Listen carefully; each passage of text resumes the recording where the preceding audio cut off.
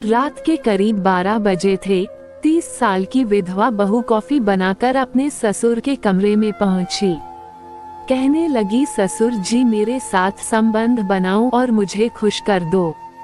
ससुर मना करने लगा तो बहू ने उसे जबरदस्ती चारपाई पर लिटा दिया और ससुर के साथ एक सड़क दुर्घटना में पति राहुल की मौत के बाद से निर्मला की दुनिया उजड़ चुकी थी। वो अपने पति के प्यार में पागल सी गई थी। उसे हमेशा लगता था कि उसका पति कहीं आसपास ही है। वो मुझे छूने की कोशिश कर रहा है और मुझसे बात करने की कोशिश कर रहा है। बहू की अजीब सी हरकतें देखकर निर्मला की सास परेशान हो गई थी। वो अपने पति से बोली, किसी बाबा के पास ले जाकर बहू का इलाज कराओ, नहीं तो बहू पागल हो सकती है। अगली दिन ससुर अपनी बहू को एक पास के ही बाबा के पास ले गया। बाबा बोला, राहुल की आत्मा भटक रही है, लगता है उसकी कोई इच्छा अधूरी रह गई थी। निर्मला बोली, बाबा जी बताओ उनकी कौन सी इच्छा अधूरी रह गई है, मैं उसे पूरा करूंगी।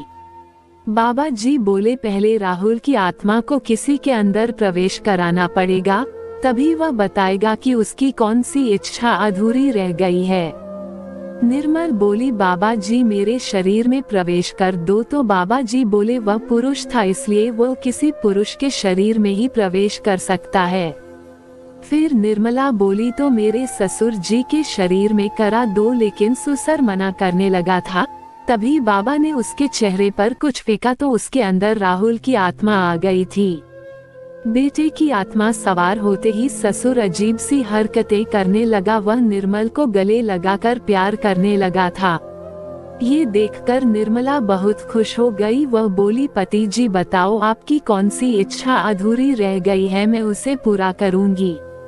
ससुर के शरीर में सवार राहुल बोला, मैं यही हूँ, तुम्हें दिन रात देखता हूँ और मैं तुम्हारे साथ शारीरिक संबंध बनाना चाहता हूँ, यही मेरी अंतिम इच्छा है।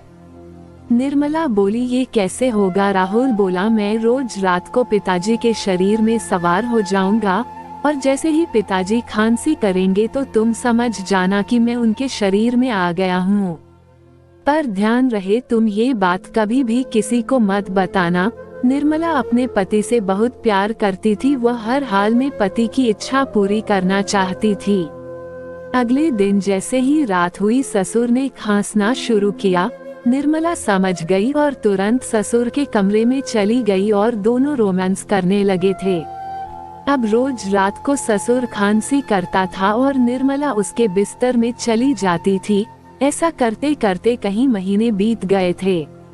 एक दिन निर्मला अपने ससुर से बोली, ससुर जी वह तो जिंदा रहते हुए भी इतना नहीं करते थे जितना मरने के बाद कर रहे हैं।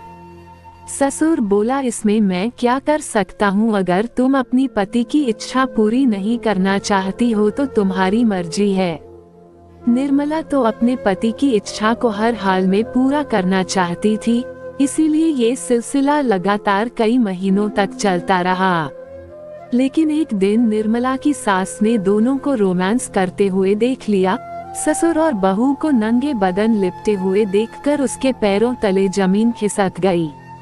वो निर्मला को खरी खोटी सुनाते हुए बोली, अरे अगर तेरे अंदर ज्यादा ही आग थी तो तू किसी और को पकड़ लेती, तुझे मेरा पति लूटने की क्या जरूरत थी? तभी निर्मला बोली, सासू जी मैं तुम्हारे पति के साथ नहीं अपने पति के साथ करती हूँ। जब उसने अपनी सास को पूरी बात बताई तो उसे पूरा मामला समझने में देर नहीं लगी। उसकी सास ने तुरंत पुलिस को फोन करके बुला लिया। जब पुलिस ने उसके ससुर से शक्ति से पूछताछ की तो सारी सच्चाई उगल दी। उसने पुलिस को बताया कि बेटे के मर जाने के बाद बहू पर उसकी नीयत खराब हो गई थी। मुझे पता था बहू बेटे से बहुत प्यार करती है, वो उसके प्यार के लिए तड़प रही है, इसलिए मैं बाबा के साथ मिलकर उसे अपने जाल में फंसा लिया। ससुर के मुंह से यह बात सुनकर निर्मला के तो होश उड़ गए। लेकिन अब पछताए होत क्या, जब चिड़िया चुग गई खेत।